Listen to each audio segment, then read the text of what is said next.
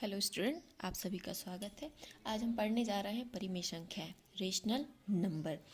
ठीक है, हम ये भी पढ़ेंगे कि परिमेय संख्याएं होती क्या हैं, इनको डिनोट कैसे करते हैं। साथ ही साथ इस अध्याय की प्रश्नावली को भी पढ़ेंगे, है ना। तो प्रश्नावली 1.1 हम कंप्लीट करने जा रहे हैं। साथ ही साथ हम ये भी जानेंगे क्या होता है। चलिए देखते हैं। परिमेय संख्याएं ऐसी सभी संख्याएं जिन्हें p/q के रूप में लिखा जा सकता है, मतलब वे संख्याएं जिन्हें अंश और हर के, p/q का मतलब क्या है, अंश और हर के रूप में, अंश बटे हर के रूप में जैसे लिखा जा सकता है, वह हमें क्या कहलाती है, परिमेय संख्या कहलाती हैं। ठीक, जहाँ पर p और q क्या है, पूर्णांक। पूर्णांक है इसका मतलब ये प्लस के भी हो सकते हैं और ये माइनस के भी हो सकते हैं। और एक और इसमें जो कंडीशन है वो रहती है, q बराबर नहीं होना चाहिए जीरो के। इसका मतलब है जो हर है वह कभी भी जीरो के बराबर नहीं होना चाहिए। हर की वैल्यू जीरो नहीं आनी चाहिए, बाकी आपका सब कुछ चलेगा, है ना। यदि अंश में जीरो आता है तो चलेगा, बस क्या नहीं होना चाहिए, हर में जीरो हमारा नहीं आना चाहिए। तो यहाँ पर कंडीशन है कि q बराबर नहीं होना चाहिए जीरो का। हम देखते हैं संख्या रेखा पर कैसे दिखाते हैं ना। तो आप जानते हो ये जो मध्य ही हमने ले लिया जीरो, ये जो पूरी रेखा है इसमें चूंकि संख्याएं प्रदर्शित है इसलिए हम इसका नाम संख्या रेखा रखते हैं। ठीक, यहाँ से ये यहाँ तक एक है तो इन दोनों के बीच में कितना होगा, हाफ, आधा। ठीक, ये आपका एक और ये आपका दो है तो इन दोनों के बीच में क्या होगा, 3/2। इसी प्रकार जीरो के इस तरफ लेफ्ट हैंड साइड यहाँ कौन होता है, माइनस की संख्या है, नेगेटिव संख्या है। यहाँ कौन होता है, पॉजिटिव संख्या है।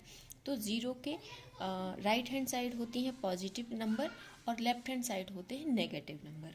ठीक है, तो इस प्रकार हम परिमेय संख्याओं को संख्या रेखा पर प्रदर्शित करते हैं। कुछ उदाहरण हैं, जैसे कि वो सभी संख्याएं जो आपके अंश और हर के रूप में लिखी जा सक रही हैं क्या कहलाएंगी, आपकी परिमेय संख्या। जैसे 1/2, 3/2, ऋण का 4/5, 5/7। देखो अंश में आपका एक बार ऋण आ गया, हर में भी ऋण आ गया, बस क्या नहीं आना चाहिए, यहाँ पर जीरो नहीं होना चाहिए, बाकी आपका कुछ भी हो सकता है। √25, √ अब आप सोच रहे होंगे √ तो अपरिमेय संख्या है। नहीं, ये जो है √ आपका ये 25 का मतलब क्या है, ये 5 है, नॉर्मल 5 है। इसको आप 5/1 भी लिख सकते हैं। ठीक, तो इस प्रकार ये भी हमारी क्या है, एक परिमेय संख्या होगी। ठीक, प्रश्नावली को देखते हैं। प्रश्नावली 1.1 का पहला क्वेश्चन है, उचित गुणधर्मों के उपयोग से निम्नलिखित का मान ज्ञात कीजिए। मतलब हमें इसको, जो हमें क्वेश्चन दिया गया है, समीकरण दिया गया है, इसको हल करना है। साथ ही साथ क्या बताना है कि कौन से गुणधर्म का उपयोग हमने यहाँ पर किया है। मतलब जिस भी गुणधर्म का उपयोग करके हम इसको सॉल्व करने वाले हैं वो गुणधर्म भी हमें यहाँ पर दिखाना है। ठीक, तो सबसे पहले क्वेश्चन लिख लेते हैं डाल के। क्वेश्चन है माइनस का 2/3 मल्टीप्लाई में 3/5, प्लस में है 5/2 माइनस में 3/5 मल्टीप्लाई में 1/6। यह क्वेश्चन है हमारा। अब यहाँ देखो, सबसे पहले हम इसमें गुणधर्म उपयोग करेंगे साहचर्य। साहचर्य में हम क्या करते हैं कि ये जो हमारे पास ये पूरा ग्रुप है ना, इनको हम आगे पीछे कर सकते हैं। ये देखो, ये मल्टीप्लाई में तो ये पूरा सेट है और ये पूरा और ये एक अलग है, तो इसका मतलब हमें यहाँ पे 3 संख्याएं दिख रही हैं, तो हम इन संख्याओं को आगे पीछे यहाँ पर कर सकते हैं। ठीक, तो ये हम साहचर्य में करते हैं। तो हम सबसे पहले क्या करेंगे, ये तो हमारे पास है, हम इसको लिखेंगे माइनस का 2/3 मल्टीप्लाई में 3/5। ठीक है, और हम क्या करेंगे, इस पूरे को यहाँ ले आएंगे, माइनस का 3/5 मल्टीप्लाई में 1/6 और ये प्लस का 5/2 यहाँ भेज दिया। ठीक, अब इसको सॉल्व कर लेंगे। ये देखो 3/3, ये बचा हमारे पास माइनस का 2/5, है ना। या फिर हम एक और काम कर सकते हैं, जैसे इसको नहीं काटेंगे तो यहाँ पर भी 3/5 है, यहाँ पर भी 3/5 है, तो हम एक काम करते हैं, 3/5 को बाहर ले लेते हैं। यदि हम इसको 3/5 को बाहर लेंगे तो अंदर कौन बचेगा, ये हमने यहाँ से बाहर ले लिया तो यहाँ कौन बचा, माइनस का 2/3। यहाँ से भी हमने 3/5 बाहर ले लिया तो यहाँ पर कौन बचा, माइनस का 1/6 और प्लस का 5/2। ठीक, यहाँ हमने कौन सा गुणधर्म उपयोग किया था, गुणधर्म चूंकि हमें लिखना है तो लिख ही देते हैं। यहाँ पर हमने जो गुणधर्म उपयोग किया था वह था साहचर्य। साहचर्य गुणधर्म से हमने ये आगे पीछे किया था। अब यहाँ हमने जो उपयोग करने वाले हैं या हमने जो किया है, क्या किया है कि इसको वितरित कर दिया। ये वितरित का नियम हमारा क्या कहता है, यदि हमारे पास कोई कॉमन रहता है तो हम उसको अंदर अलग अलग डिवाइड कर देते।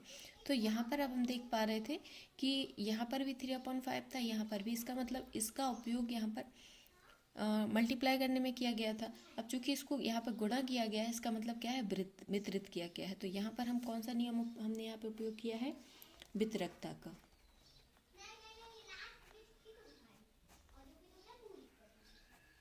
हम लिख सकते हैं वितरकता के उपयोग से। ठीक,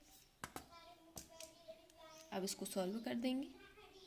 ये हो गया हमारा 3/5 और यहाँ पर एलसीएम लेंगे, क्या आ जाएगा हमारे पास 6 और यहाँ पर हो जाएगा -2 मल्टीप्लाई बाय 2 -1।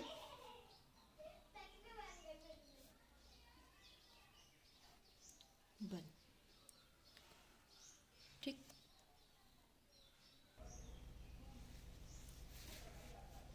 और यहाँ पर हमारे पास है 5/2। ठीक, 3/5 इसको सॉल्व करेंगे तो 2 2 जा 4 मतलब 2 दूनी 4, ऋण का 4 और ऋण का 1/6 धन 5/2। इसको हम हल करेंगे तो 3/5 और यहाँ पर क्या हो गया, ऋण 4 ऋण 1 ऋण का 5/6 और ये हमारे पास धन का क्या है 5/, ये था हमारे पास 5/2, ये वाला 5/2 यहाँ पर था। ठीक, इसको सॉल्व कर देंगे। 3/5 ये मल्टीप्लाई में है 5/6 और ये प्लस में है 5/2। इसको सॉल्व बस करना है अब हमें। देखो 5 से 5 डिवाइड हो जाएगा, 3 1 जा 3 3 2 जा 6 मतलब 3 1 कम 3 3 दूनी 6 5 1 5 5 1 5। तो यहाँ पर हमारे पास क्या होगा, ऋण का 1/2 और धन का 5/2। इसको हल कर देंगे। यहाँ पर एलसीएम क्या आ जाएगा हमारे पास 2 और ये आपका ऋण 1 धन का 5। तो ये हमारा क्या हो गया, 5 में से क्या 4/2 और 2 से 4 डिवाइड हो जाएंगी 2 बार। तो ये हमारे पास फाइनल आंसर आया है 2। इस प्रकार हम आसानी से इनको हल करेंगे। बस हमें ये लिखना है कि हमने किस गुणधर्म का उपयोग करके इसको सॉल्व किया है। अगला प्रश्न देखते हैं। तो अगला क्वेश्चन उसी का दूसरा क्वेश्चन है। यहाँ पर है 2/5 गुणा 3 ऋण का 7 है। ये ऋण 1/6 गुणा 3/2 धन 1/14 और गुणा 2/5। इसको हमें सॉल्व करना है। हम इसको सॉल्व करते हैं। ठीक, सबसे पहले क्वेश्चन को एक बार लिख लो। 2/5 गुणा 3/7, ये चूँकि माइनस का 7 है इसलिए हमने इसको ब्रैकेट में रखेंगे।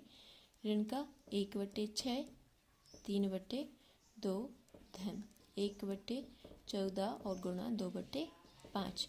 अब यहाँ देखो, सबसे पहले यहाँ पर भी हमने 2/5 लिखा था, यहाँ पर भी 2/5। इनको हम एक साथ रख लेते हैं।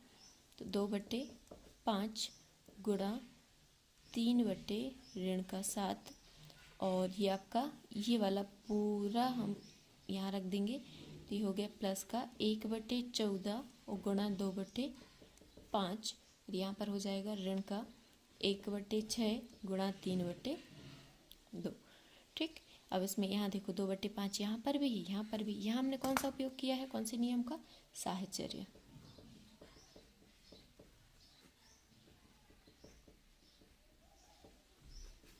साहचर्य गुणधर्म से। ठीक, अब यहाँ से हम कॉमन ले लेते हैं। 2/5 दोनों से बाहर आ जाएगा। जब कोई चीज़ दोनों जगह होती है तो हम उसमें से बाहर निकाल सकते हैं। ठीक, तो ये हमने 2/5 को बाहर ले लिया। तो यहाँ हमारे पास अंदर क्या बच गया, 3/7 और धन 1/14। ठीक, यहाँ पर है, यहाँ पर देखो ये डिवाइड हो जाएगा। 3 1 जा 3 3 2 जा 6 मतलब 3 1 कम 3 3 दूनी 6। तो यहाँ पे हमारे पास क्या बचेगा, 1/, और ये हमारा हो जाएगा 2 दूनी 4।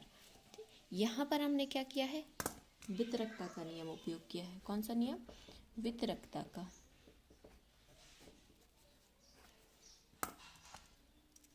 ठीक, इसको सॉल्व करेंगे। 2/5 5 और अंदर ये हम एलसीएम लेंगे, दोनों का एलसीएम कितना आएगा 14, यहाँ हो जाएगा 3 × 2, ठीक, ये माइनस यहाँ दे दें 3 × 2 + 1, ये हो गया माइनस का 1/4।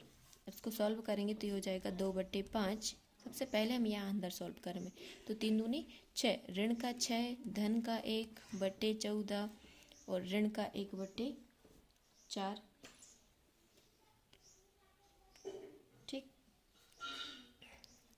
2/5 ये हो गया हमारा। देखो 6 में से एक जाएगा कितना बचेगा 5, लेकिन ये आपका 6 जो है माइनस का है, इसलिए हमारे पास क्या बचेगा माइनस का 5/14, ऋण के 5/14 और ऋण 1/4। इसको हल करेंगे, ये देखो 2/5 गुणा ऋण के 5/14 और ऋण 1/4। पहले हम इसको सॉल्व कर लें, 5 से 5 डिवाइड हो जाएगा और 2 1 = 2, 2 7 = 14। तो हमारे पास अब क्या बचा, ऋण का 1/7 और ऋण का 1/4, ठीक। इसको सॉल्व कर देंगे, यहाँ दोनों का एलसीएम लेंगे, कितना आएगा, इन दोनों का एलसीएम आएगा 28, ठीक। मैं ये मान के चल रही हूँ कि आप लोग को कम से कम एलसीएम निकालना तो आता है ना। यदि आपको नहीं आता है तो आप कमेंट बॉक्स में बता दीजिए, हम आपको एलसीएम निकालना भी सिखा देंगे, ठीक। तो यहाँ पर हमारा क्या आ जाएगा, ये हो जाएगा -4, ये हो जाएगा हमारा -7। इसको सॉल्व करेंगे तो ये हो जाएगा हमारा 11, मतलब ऋण का 11, इन दोनों को हमने जोड़ दिया, ऋण का 11/28, ठीक। तो ये हमारे पास इसका आंसर है, ऋण का 11/28। यदि ये संख्या जो है कहीं से डिवाइड हो रही होती, ये संख्या कहीं से इससे डिवाइड हो रही होती तो हम डिवाइड करके इसको छोटा कर लेते, लेकिन चूंकि ये किसी से डिवाइड नहीं है तो हम इसको ऐसे छोड़ देंगे, ठीक है बच्चों। अगला क्वेश्चन देखते हैं।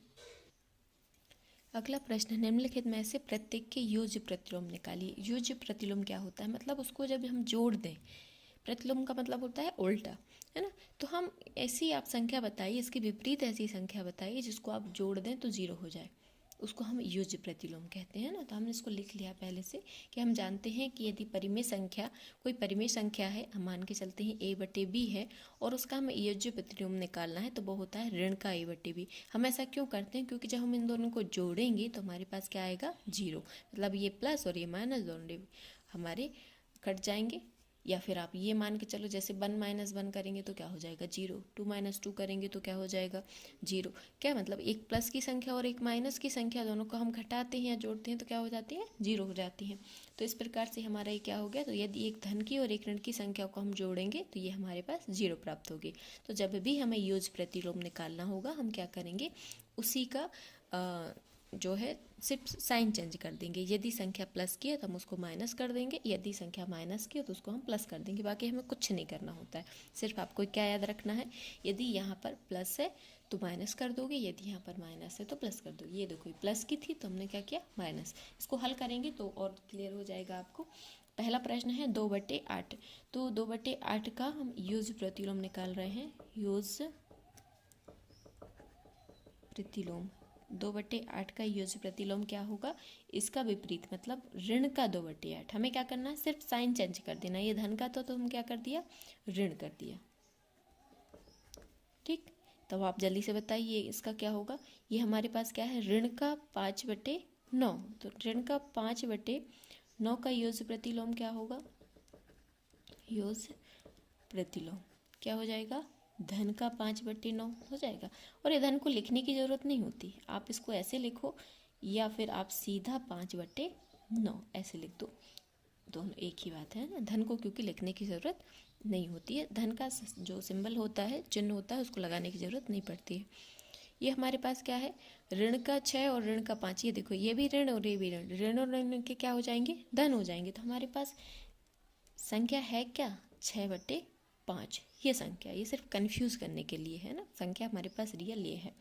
तो 6/5 का योज्य प्रतिलोम क्या हो जाएगा, योज्य प्रतिलोम, ये प्लस का है तो क्या हो जाएगा माइनस का 6/5। ये हमारे पास इसका योज्य प्रतिलोम आ गया। यहाँ पर हमारे पास संख्या है 2/8, ऋण का 9, ये ऋण की संख्या है तो इसका योज्य प्रतिलोम क्या हो जाएगा, धन का। तो 2/9 का योज्य प्रतिलोम क्या हो जाएगा,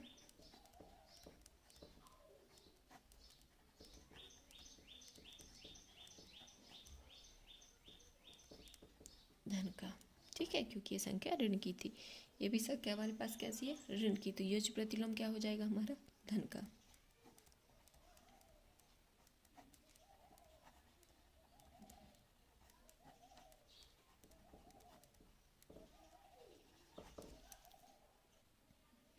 तो बच्चों इस प्रकार से आप आसानी से योज्य प्रतिलोम निकाल लेंगे। और ये योज्य प्रतिलोम और गुणन प्रतिलोम इन दोनों का एक क्वेश्चन जरूर हमें परीक्षा में देखने को मिलता है ना। हो सकता है ऑब्जेक्टिव में देखने को मिले, हो सकता है प्रश्न में देखने को मिले।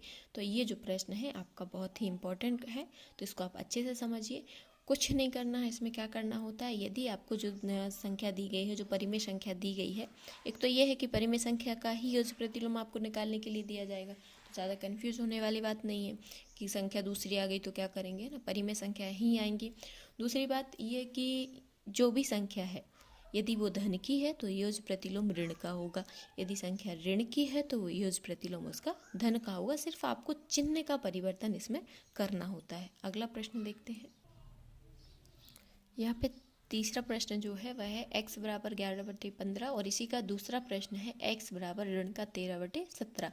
इसके लिए हमें सत्यापित करना है कि ऋण और ऋण x बराबर होता है x। मतलब यदि आप x को ऋण से एक बार मल्टीप्लाई कर देंगे तो वो प्लस बन जाएगा। मतलब हमें क्या प्रूफ करना है कि ऋण और ऋण धन होता है ना। तो अलग अलग क्वेश्चन है, 2 प्रश्न है, हम दोनों प्रश्न के लिए आधा, एक प्रश्न को यहाँ करेंगे, एक को यहाँ करेंगे। ठीक है, पहला प्रश्न है x की वैल्यू दी गई है 11/15। तो यहाँ पर हम क्या करेंगे, यहाँ पर जो इक्वेशन दिया गया है इसको लिखेंगे सबसे पहले। तो ऋण का x बराबर x ये होता है, इन्हें ये कहा है कि ये है। तो हम क्या करेंगे, यहाँ जो x की वैल्यू है मतलब 11/15 हम यहाँ पर रख देंगे। तो हम यहाँ पर 11/15 रख देंगे तो हमारा ऋण का 11/15 और बराबर हमारा क्या हो जाएगा 11/15, है ना। क्या किया है हमने, ये जो x बराबर 11/15 था यहाँ रख दिया, x की वैल्यू यहाँ रख दी। ठीक, तो ये हो गया। अब ये हमारा हो गया 11/15 और बराबर 11/15। ठीक, इसको आप लिख सकते हो LHS लेफ्ट हैंड साइड बराबर RHS राइट हैंड साइड। अगला इसका दूसरा प्रश्न है, दूसरा दिया गया है x बराबर ऋण का 13/17। ठीक, यहाँ पर भी हम सबसे पहले लिख लेंगे ऋण और ऋण का x बराबर x, ये हमें यहाँ पर दिया गया है, वहीं से हमने लिख लिया। ठीक, फिर यहाँ पर हम x की वैल्यू रख देंगे तो ये हो जाएगा हमारा माइनस का, ये पहले से है। ठीक है, इसके बाद ये वाला माइनस, यहाँ पर ये वाला ब्रैकेट बनाते हैं, क्योंकि यहाँ पर भी माइनस है, माइनस, और यहाँ पर माइनस का 13/70 है। मतलब ये वाला ऋण और x की जगह हमने जो संख्या रखी है ऋण का 13/17 हमने वो रख दिए, तो 3 ऋण हमारे पास आ गए हैं। ठीक, और ये हमारे पास बराबर क्या हो जाएगा ऋण का 13/17। अब हमें ये प्रूफ करना है कि ये दोनों बराबर हैं। ठीक, अब ये हो गया, यहाँ देखो ऋण और ऋण का क्या हो जाएगा धन, यहाँ अंदर क्या है हमारा ऋण है, इन दोनों का मल्टीप्लाई किया तो ऋण और ऋण क्या हो गया धन। तो यहाँ क्या बचा, ऋण का 13/17 का धन हो गया बराबर ऋण का 13/17। अब ये ऋण का है तो यहाँ मल्टीप्लाई कर दो, तो ऋण का 13/17 बराबर ऋण का 13/17, और दोनों ही माइनस के आ गए, इसका मतलब ये दोनों पक्ष बराबर है, बराबर प्रूफ हो गए हैं। तो LHS बराबर RHS।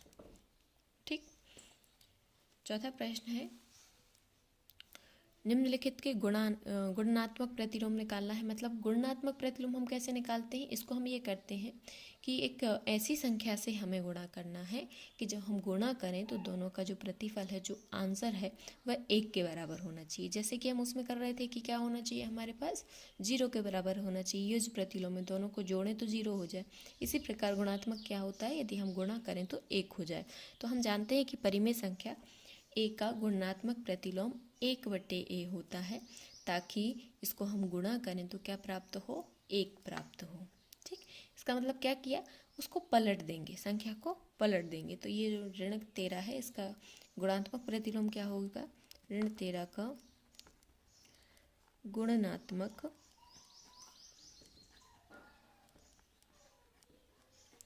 प्रतिलोम, ऋण 13 का गुणात्मक प्रतिलोम हमारे पास क्या हो जाएगा? ऋण का 1/13। हमें क्या करना है, जो संख्या दी गई है उसको 1/, के रूप में लिख देना है।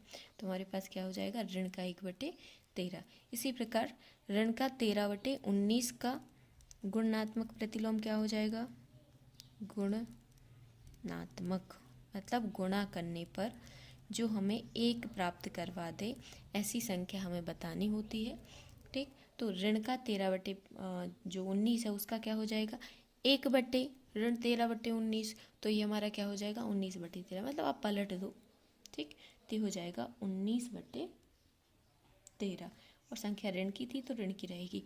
इसमें आपको चिन्ह परिवर्तन नहीं करना है, ठीक है, नहीं तो कंफ्यूज हो जाओ। योज्य प्रतिलोम में हम क्या करते हैं? सिर्फ चिन्ह का परिवर्तन वहाँ पर करते हैं। यहाँ पर हमें क्या करना है? संख्या को पलट देना है। बाकी जो चिन्ह जैसा है, धन है तो धन, ऋण है तो ऋण, चिन्ह में परिवर्तन नहीं करोगे। 1/5 का गुणात्मक प्रतिलोम क्या होगा? तो इसका क्या हो जाएगा? 1/5 का 5, 1/5 को हमने पलट दिया। ठीक, इसको पहले हमें इसको सॉल्व करना होगा। पहले हम इसको क्या करेंगे? सॉल्व करेंगे। ऋण का 5/8 गुणा ऋण के 3/7। सबसे पहले इसको सॉल्व कर लो। तो ये डिवाइड तो हो नहीं रहे, तो इसको मल्टीप्लाई कर दो। 5 दिया, ये हो जाएगा 15। ऋण और ऋण क्या हो जाएगा? धन। और ये 8 7 हमारे पास कितना हो जाएगा? 56। तो ये संख्या है हमारे पास 15/56। अब इसका हमें गुणात्मक प्रतिलोम निकालना है। गुणात्मक प्रतिलोम क्या होगा? पलट देंगे 56/15। जो भी संख्या दी गई उसको आप पलट दो। ठीक, अगला देखते हैं इसका।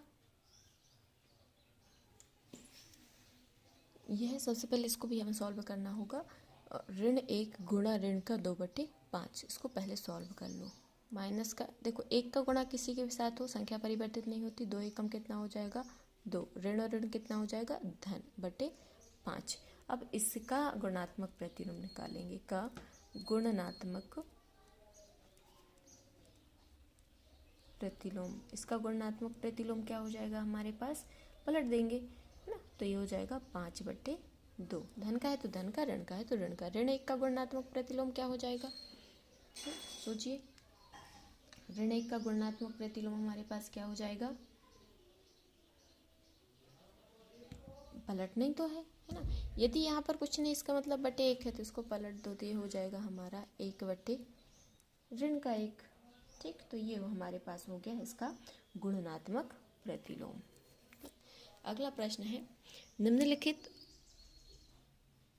प्रत्येक में गुणन के अंतर्गत किए गए गुण धर्मों का नाम लिखना है। मतलब ये कहना है कि हमने ये कर दिया है, जो क्वेश्चन में करके दिया गया है, इसके इक्वल ये आपको ये बताना है कि किस गुणधर्म के आधार पर हमने इसको पलट के ऐसे लिख दिया।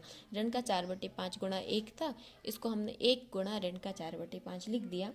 कौन से उसका उपयोग करके, कौन से गुणधर्म का उपयोग करके हमने ऐसा किया है? तो इसको जो पहला है इसमें हमने किया है, इसको हमने किया है गुणनात्मक तत्समक। मतलब जो 1 है यह ऐसा तत्समक है, एक ऐसी संख्या है जिसको आप किसी से भी गुणा कर लो, उसमें परिवर्तन नहीं होता है। तो हमने इसमें क्या किया है? एक गुणनात्मक, उसको हम लिखेंगे तत्समक, है ना। तो जो ये यहाँ पर जो 1 है वह क्या है? गुणनात्मक तत्समक संख्या है। अगला है ऋण के 13/17 गुणा ऋण के 2/7 बराबर ऋण का 2/7 गुणा ऋण का 13/17। इसमें भी हमने क्या किया? आगे पीछे कर दिया है। यहाँ पर कौन से नियम का उपयोग किया है या कौन से गुणधर्म का उपयोग किया गया है? तो यहाँ पर किया गया है क्रम विनियमितता। मतलब क्या किया? क्रम को परिवर्तित किया गया है। तो हम क्या लिखेंगे? क्रम विनियमितता। कौन सा गुणधर्म उपयोग किया है? क्रम विनियमितता। अगला है 19/19 29 ऋण का 19/29 गुणा 29/-19 बराबर 1। ये क्या है? कब ऐसा आता है कि किसी संख्या को पलट के गुणा कर दें तो 1 आता है? कब आता है? गुणनात्मक प्रतिलोम में। अभी हमने लास्ट क्वेश्चन में किया। गुणनात्मक प्रतिलोम में क्या होता है? यदि हम उसी संख्या के किसी अपोजिट से गुणा कर देते हैं तो संख्या क्या हो जाती है? 1 के बराबर हो जाती है। तो यहाँ पर क्या क्या? गुणनात्मक प्रतिलोम गुणधर्म का उपयोग यहाँ पर किया है। ठीक। 6वां प्रश्न है 6/13 को ऋण 7/16 के व्युत्क्रम से गुणा करने पर। व्युत्क्रम से गुणा करना मतलब ये जो संख्या आपको दी गई है उसको पलट देना है। व्युत्क्रम का मतलब अपोजिट कर दो। ये जो है ऋण का 7/16, इसको हम क्या कर देंगे? 16/7 पलट देंगे। ठीक। तो सबसे पहले हम क्या लिखेंगे? हम पहले लिख लेते हैं ये जो हमारे पास ऋण का 7/16 है इसका व्युत्क्रम क्या होगा। ऋण का 7/16 का व्युत्क्रम हम लिख लेते हैं, तभी तो हम उसके व्युत्क्रम से गुणा करेंगे। क्या होगा हमारे पास इसका व्युत्क्रम? ऋण का 16/7। ठीक। हमें ये पता चल गया। अब इन्हें कहा है कि इस संख्या में इसके व्युत्क्रम से गुणा कीजिए, तो हम ये संख्या है हमारे पास 6/13 और हमें गुणा करना है किससे? ऋण के 16/7 से। बस इसको सॉल्व कर देना है। ये हमारे पास क्या आ गया? इसको सॉल्व कर दो। डिवाइड हो रहा है क्या? नहीं हो रहा है, तो सीधा सीधा गुणा कर दो। ये हो जाएगा हमारे पास 96 96 और ये हमारे पास हो जाएगा 13×7 91। तो ऋण के 96/91 ये हमारा इसका आंसर आ गया। 7वां प्रश्न है बताइए कौन से गुणधर्म की सहायता से आप 1/3 गुणा 6 गुणा 4/3 को 1/3 गुणा 6 गुणा 4/3 के रूप में अभिकलन करते हैं। मतलब हमें ये बताना है कि इसको हम ऐसा कब लिख सकते हैं, कौन से गुणधर्म का उपयोग करके हम ऐसा लिख सकते हैं। तो हमारे पास होता है गुणनात्मक साहचर्य गुणधर्म, जिसकी वजह से हम इसको ऐसा लिख सकते हैं। क्या होता है ये? हम पूरा गुणधर्म लिख लेते हैं। a गुणा v गुणा c, मतलब कोई संख्या a है और उसमें मल्टीप्लाई है b गुणा c, तो हम इसको क्या लिख सकते हैं? a गुणा b गुणा c, हम इसको ऐसे लिख सकते हैं। तो ये हमने इसको आगे पीछे ऐसे किया है। इसको मान लेते जैसे a है, ये b है, c है, तो a गुणा b गुणा c, तो हम इसको क्या लिख दिया? a है और a b है, तो a b गुणा c। ठीक। अगला प्रश्न, क्या ऋण 1 सही 1/8 का गुणात्मक प्रतिलोम 8/9 है? यदि है तो क्यों और नहीं तो भी क्यों? मतलब है तो क्यों और नहीं है तो भी क्यों? ठीक। तो इसका और क्या होना चाहिए इसका गुणात्मक प्रतिलोम? सबसे पहले हम इस संख्या को हल करके देखेंगे क्या होना चाहिए ना। तो हम सबसे पहले हल लिख लेते हैं। हम लिखेंगे इसको, हम जानते हैं बच्चों प्रश्न की रूपरेखा बनाना बहुत ज़रूरी होता है। यदि हम प्रश्न को व्यवस्थित तरीके से नहीं लिखेंगे तो आपके नंबर जो हैं वहाँ पर कट जाएंगे, है ना। तो यदि इस प्रकार का कोई प्रश्न आता है, एक कोई भी प्रश्न हम हल करते हैं, सबसे पहले उसकी जो रूपरेखा होती है, लिखने का तरीका होता है, ये बहुत मायने रखता है। ठीक। तो एक एक चीज़ को आपको लिखना है। आप आराम से अपनी कॉपी में इसके नोट्स बना सकते हैं।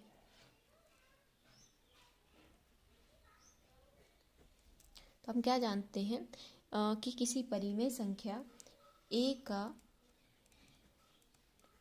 गुणात्मक प्रतिलोम, किसी परिमेय संख्या a का जो गुणात्मक प्रतिलोम होता है वह क्या होता है? आप क्या जानते हो क्या होता है? a का गुणात्मक प्रतिलोम होता है 1/a। ठीक। इसका मतलब क्या होता है? उसको हम यदि गणित की भाषा में लिखें तो a गुणा 1/a बराबर होता है 1। तो इसी प्रकार हमारे पास इन दोनों का जो मल्टीप्लाई है, इसका और इसका, वो क्या आना चाहिए? 1 के इक्वल। यदि ऐसा आ रहा है तो ये सही है, नहीं आ रहा है तो नहीं है। ठीक। तो इसलिए ये हमारे इसलिए का चिन्ह है। इसलिए 8/9 गुणा ऋण का 1 सही 1/8।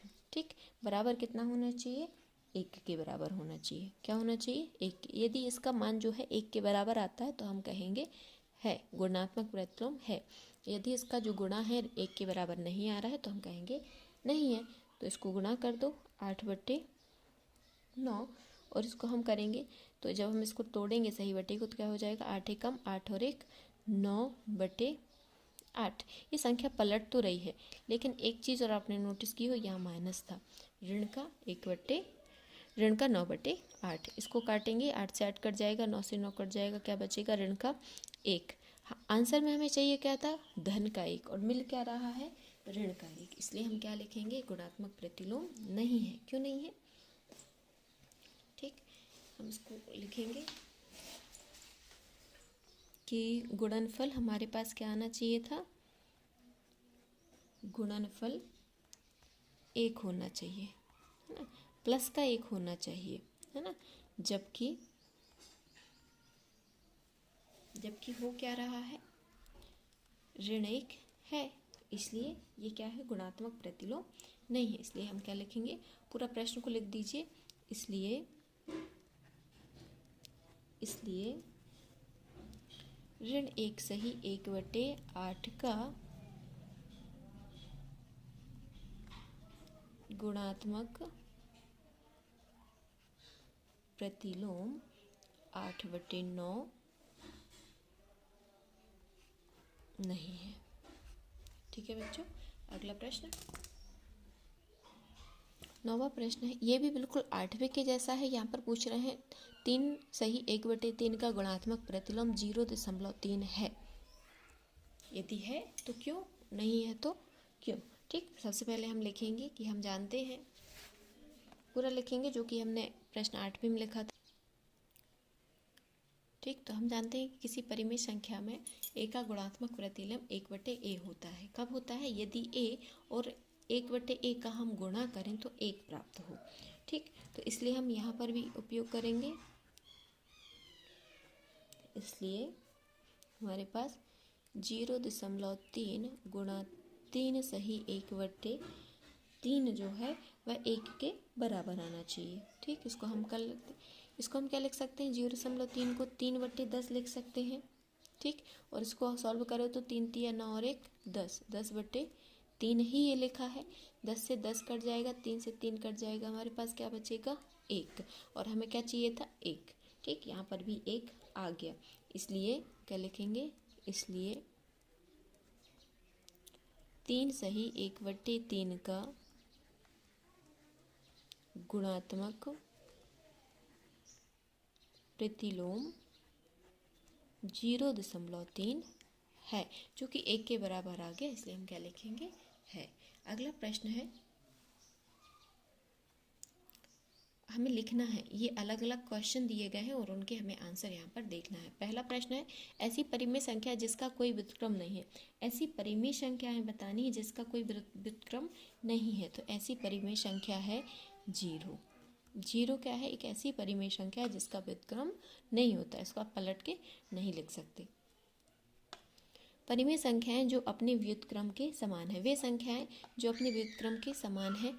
तो 1 और ऋण 1 एक ऐसी परिमेय संख्या है जो अपने व्युत्क्रम के भी बराबर होती है। मतलब इसको पलट दें तभी वो वैसी की वैसी दिखेंगी। ठीक, अगला है, किसी परिमेय संख्या जो अपने ऋणात्मक के समान है। मतलब एक ऐसी परिमेय संख्या हमें बतानी है जो अपने ऋणात्मक के भी समान है। तो 0 क्या है, एक ऐसी परिमेय संख्या है जो अपने ऋणात्मक के भी समान है। ऋण 0 धन 0 कुछ नहीं होता, 0 0 होता है ना, तो इसको हम कुछ भी लिख सकते हैं। अगला प्रश्न, और ये हमारी प्रश्नावली का अंतिम प्रश्न है।